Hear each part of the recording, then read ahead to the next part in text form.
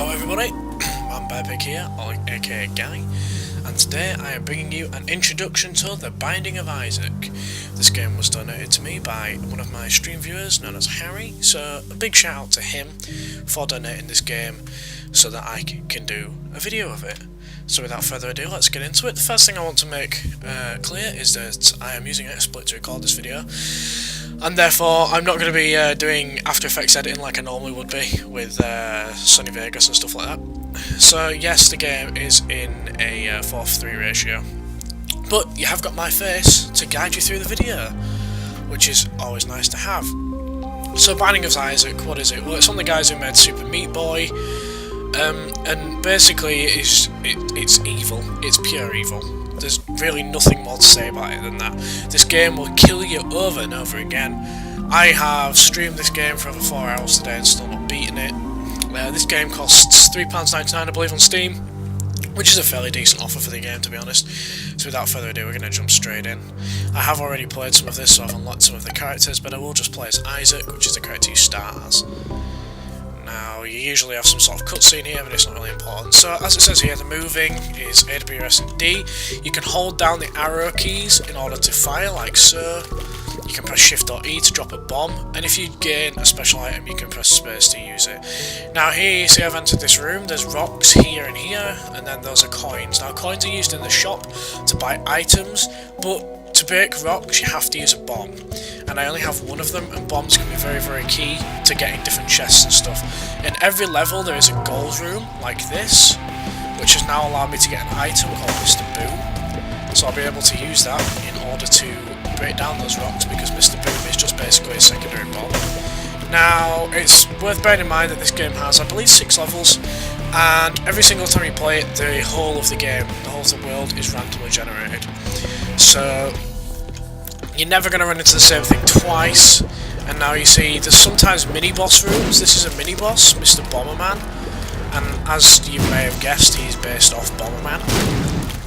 And I can tell you that he is extremely frustrating. Your life is obviously in the top right hand corner, the mini-map is in the top left hand corner, and then it tells you your coins, your bombs and your keys. The boss's health is at the top of the screen. And then where it says arrows, that's actually my weapon that I have at the moment, and space, that's your item. Every character you will have one item. You get them as drops. Some characters start with items, depending on if you've unlocked characters that will start with an item or not, of course. And there you go, now I've killed that guy, and I get 2 bombs for that. And I also get half heart. Now you get chests, you just walk into chests to open them. So now I'm kind of contemplating whether it's worth getting those coins or not. Basically, if you ever have anything where you can potentially blow it up, what you're actually going to be best off doing is going through the level and waiting until you get to the end of the level before opening those chests, or using the bombs, because you could very well end up finding something that's more important that you should be getting instead of those coins. So I prefer to wait until the end of the level. Pretty much everything in this game hits half a heart. There you go, I'm dead. I'm dead. Now, as you can see, like, this game is completely unrelenting. It's absolutely ridiculous. So we'll start over and try again. And as you can see, I've just gone through the same door I went through last time, and the level part is completely different. So it really is completely randomly generated. There's hundreds of items on this game that you can get. Now I am going to take this chest because it could have something good in it. You see, I can use a bomb to blow rocks up. Oh, and it did give me 2 bombs, which is very nice indeed, and a couple of coins. So here's the item room. Skeleton key. Oh wow, that gives me 99 keys. Wow, I haven't had that item before. Now this room here is the boss room, you see. If you go into here, you get initiated with the main boss fight of this level, and if you kill that boss, you get to go to the next level. But it is always best to explore the whole of the map before moving on to the next level. Also, every single level has a secret room. The secret room can basically, you have to blow up a wall to find the secret room. So it can be quite hard to find the secret rooms, but if you do find it, then you can sometimes get a very good item for it. And as you can see, I'm nearly dead again. Now, I'm just going to strafe these because they shoot at you, and I'm on low life. If I get hit by just one of these balls, I'll die, so look because I got a heart there. Now what I'm going to do is, you can see on your minimap, you can save items by leaving them behind, like that heart, so I'm going to go back and pick that up to get a bit of extra life.